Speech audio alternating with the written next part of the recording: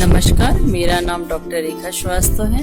मैं RDS college Muzaffarpur में मनोविज्ञान विभाग में असिस्टेंट प्रोफेसर पद पर कार्यरत हूँ। आज मैं अपने बीए पार्ट 2 विद्यार्थियों के लिए असामान्य मनोविज्ञान के विषय में बात करूंगी। असामान्य मनोविज्ञान का प्रथम टॉपिक है सामान्य और असामान्य व्यक्तियों में अंतर, या सामान्य या असामान्य व्यवहार में क्या अंतर होता है।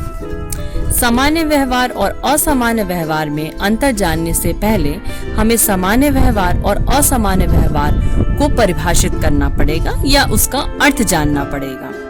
सामान्य व्यवहार वह व्यवहार होता है जो सामान्यतः देखा जाता है। यह वह व्यवहार होता है जिसको देखकर हमें किसी भी प्रकार के आश्चर्य की अनुभूति नहीं होती है और न ही किसी प्रकार की चिंता की अनुभूति होती है। सामान्य व्यवहार जिसे नॉर्मल बिहेवियर कहते हैं, इस नॉर्मल बिहेवियर को डिफाइन करते हुए कहा जाता है कि normal behaviour is seen as a good thing, something that is natural, regular और रूटीन।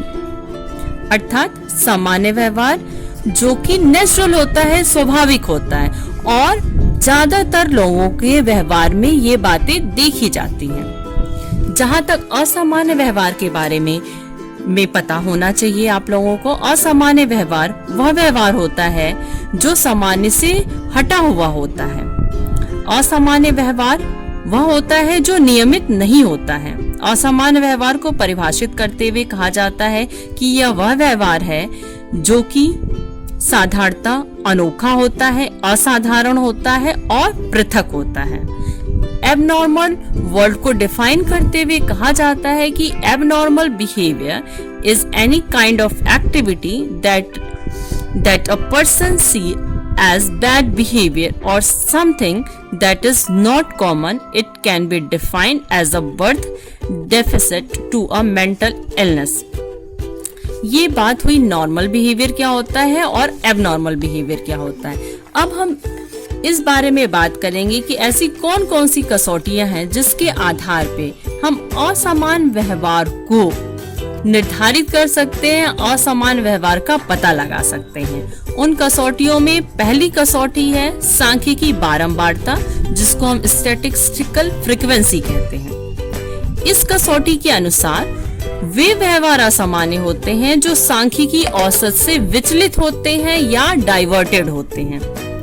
जो व्यवहार उस औसत के अंतर्गत आते हैं वो सामान्य कहलाते हैं और जो उनसे भिन्न होते हैं वो असामान्य कहलाते हैं। उदाहरण के लिए, अगर किसी बालक की IQ 70 से अधिक है तो उसे सामान्य बालक कहा जाता है, और जिन बालकों की बुद्धि 70 से कम होती है उसे मानसिक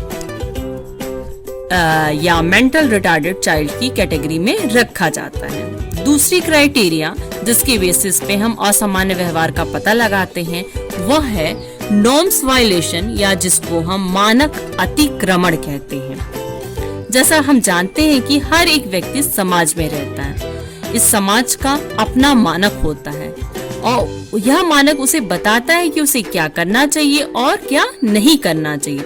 जो व्यक्ति मानक के अनुकूल व्यवहार करता है उसे सामान्य कहा जाता है, और जो व्यक्ति इस मानक के विपरीत व्यवहार करता है उसे असामान्य कहा जाता है। थर्ड क्राइटेरिया है जिसके बेसिस पे हम एबनॉर्मल बिहेवियर को पहचानते हैं, वो है इंडिविजुअल डिस्ट्रेस।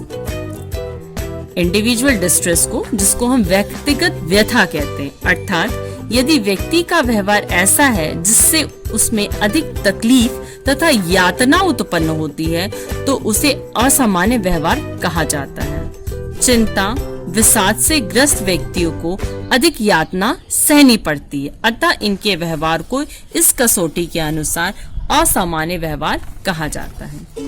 चौथी क्राइटेरिया या चौथा जो कसौटी है जिसके आधार पे हम असामान्य व्यवहार को अलग करते हैं वो है अयोग्यता की कसौटी, जिसको हम इनसफिशिएंट या इनएफिशिएंट कहते हैं। यदि कोई व्यक्ति अपने लक्ष्य की प्राप्ति करने में अयोग्यता के कारण असमर्थ रहता है तो उसमें इस व्यवहार को असामान्य व्यवहार कहा जाएगा। उदाहरण के लिए, यदि कोई व्यक्ति पानी के जहाज से इतना ज्यादा डरता है कि वो अपना प्रमोशन तक त्याग देता है, तो इस तरह के व्यक्ति के व्यवहार को हम असामान्य व्यवहार कहेंगे। पांचवी कैटेगरी या पांचवा क्राइटेरिया जिसके आधार पे हम असामान्य व्यवहार को अलग करते हैं, वह है अप्रत्याशा, जिसको हम अनएक्सपेक्टेडनेस कहते हैं। इस कसौटी के अनुसार व्यक्ति अनएक्सपेक्टेड रूप से व्यवहार करता है। उदाहरण के लिए, अगर कोई व्यक्ति आर्थिक रूप से यानी इकोनॉमिकली पूरी तरीके से सफिशिएंट है, संपन्न है, फिर भी वो अपनी आर्थिक स्थिति के बारे में जरूरत से ज्यादा सोचता है, तो उसे हम असामान्य व्यवहार की कैटेगरी में रखते हैं। ये तो वो क्राइटेरिया है जिसके बेसिस पे हम असामान्य व्यवहार को अलग कर सकते हैं। अब कुछ ऐसे बेसिस हैं जिसके आधार पे हम असामान्य व्यक्ति के व्यवहार को और सामान्य व्यक्ति के व्यवहार को अलग कर सकते हैं, उन दोनों के व्यवहार को अलग अलग समझ सकते हैं। वो बेसिस है, उसमें सबसे पहला बेसिस है समायोजन, जिसको हम एडजस्टमेंट कहते हैं। जैसा हम जानते हैं कि जो असामान्य व्यक्ति होते हैं उनका एडजस्टमेंट बहुत ही खराब होता है, यानी वो जीवन की परिस्थितियों के साथ ठीक ढंग से समायोजित नहीं हो पाते, उनको हर एक स्टेप पे प्रॉब्लम्स होती है। जबकि सामान्य व्यक्ति जो होता है हर एक परिस्थिति में समायोजन आसानी से स्थापित कर सकता है।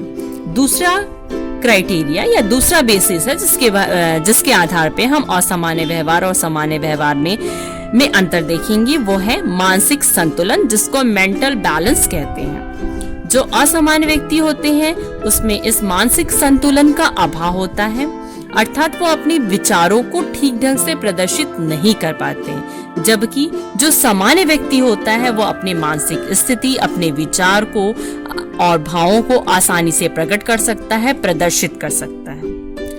तीसरा जो बेसिस है वो समाज विरोधी या एंटी सोशल बिहेवियर होता है। जो असामान्य व्यक्ति होता है वो ज्यादातर समाजी नियमों का उल्लंघन करता है, वो समाज विरोधी कार्य करता है, जबकि जो सामान्य व्यक्ति वो होता है वो समाज के मानक के अनुसार व्यवहार करता है। तो हमारा जो थर्ड बेसिस हो गया वो है समाज विरोधी। चौथा बेसिस है जिसके आधार पे हम सामान्य व्यवहार और असामान्य व्यवहार में अंतर को बताएंगे, वो है फीलिंग ऑफ इनसिक्योरिटी। असामान्य व्यक्ति में बहुत ज्यादा मात्रा में इनसिक्योरिटी की फीलिंग होती है, उनमें डर की भावना अधिक होती है, जबकि सामान्य व्यक्ति में परिस्थिति के अनुसार इस तरह की भावनाएं दिखाई पड़ती हैं। ज्यादातर सामान्य व्यक्ति अपने आप को असुरक्षित महसूस नहीं करता है। नेक्स्ट है सूझ की मात्रा यानी लेवल डिग्री ऑफ इंसाइट। सूझ की मात्रा असामान्य व्यक्तियों के व्यवहार में सूझ की कमी दिखाई देती है, जबकि सामान्य व्यक्ति के व्यवहार में सूझ की मात्रा अधिक होती है। छठवां बेसिस है जिसके आधार पे हम सामान्य व्यवहार और असामान्य व्यवहार में अंतर जानेंगे, वो है लेवल ऑफ सेल्फ स्टीम यानी आत्मसम्मान की दशा। जो संतुलित व्यक्ति होता है या जो सामान्य व्यवहार वाला व्यक्ति होता है उसमें आत्मसम्मान की जो स्थिति होती है वह काफी सम्माननीय होती है, यानी इनका आत्मसम्मान संतुलित होता है, जबकि इसके विपरीत असामान्य व्यक्तियों के व्यवहार में आत्मसम्मान का अभाव दिखाई देता है। अब हमारे पास है सातवां बेसिस, जिसके आधार पर हम नॉर्मल बिहेवियर और एबनॉर्मल बिहेवियर में अंतर जानेंगे, वो है लेवल ऑफ इमोशनल स्टेबिलिटी। सामान्य व्यक्ति में स्टेबिलिटी भी फीलिंग होती है, वो इमोशनली स्टेबल होते हैं, जबकि असामान्य व्यक्ति जो होते हैं वो उसमें इमोशनल स्टेबिलिटी की मात्रा में कमी आती है। लास्ट पॉइंट है वो है लेवल ऑफ या पास्ट एक्सपीरियंस।